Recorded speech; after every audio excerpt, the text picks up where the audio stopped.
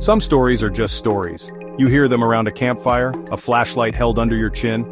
They're meant to give you a little shiver, a fun scare. But then, there are other stories. Whispers that feel too real. Legends that crawl out of the darkness and into your bedroom. They say a killer walks the night, he doesn't make a sound, he doesn't leave a trace. He just appears, a silent shadow with a hunger that can't be filled. People call him Eyeless Jack, and if you see him, it's already too late. He's not there to scare you, he's there for something else, something inside you. They say he wears a mask. It's a strange royal blue color, smooth and featureless. Except for the eyes, or where the eyes should be.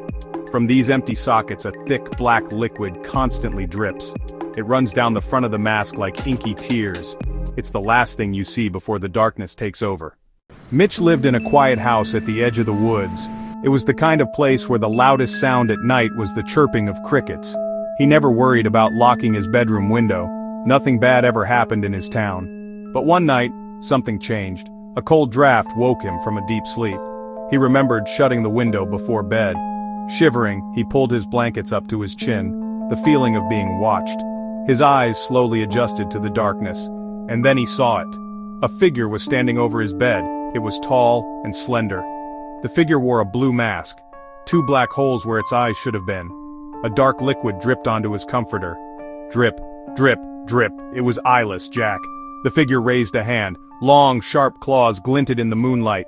In the other hand, a small shiny object, like a scalpel. Mitch's mind screamed, this was it, this was the end. The monster leaned closer, head tilting. The black liquid splattered onto Mitch's cheek. It was cold, so cold. With a burst of adrenaline he kicked out. He scrambled off the bed, feet tangling in the sheets. He fell hard onto the floor. He ran, burst out of his room, down the stairs. He threw the door open and sprinted into the night. He ran toward the dark, tangled woods. Mitch ran deeper and deeper into the forest, branches scratching at his face and arms. He didn't dare stop. He didn't dare look back. He just kept running, fueled by pure terror.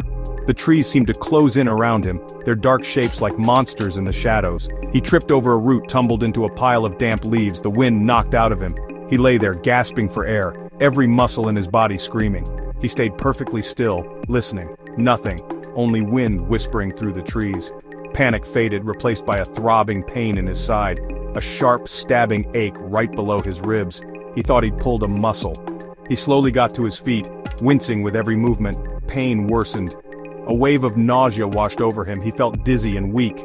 Something was wrong, very wrong. Leaning on trees for support, Mitch made his way out of the woods as the sun began to rise. He stumbled onto the main road and flagged down the first car he saw. The driver, a kind woman on her way to work, took one look at his pale face and rushed him to the nearest hospital.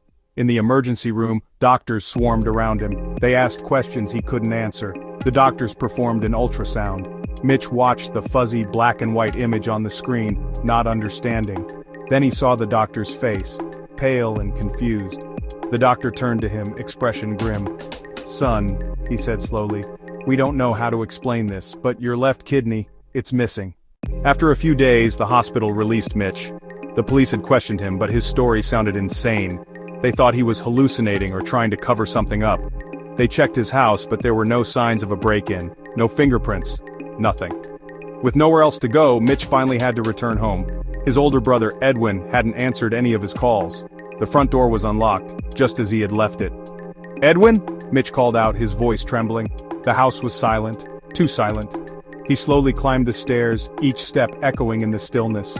He pushed open the door to his brother's bedroom, and then he saw him. Edwin was lying on the floor next to his bed. His eyes were wide open, staring at the ceiling. Mitch let out a choked cry and rushed to his brother's side, but he already knew it was too late. Edwin was cold, stiff.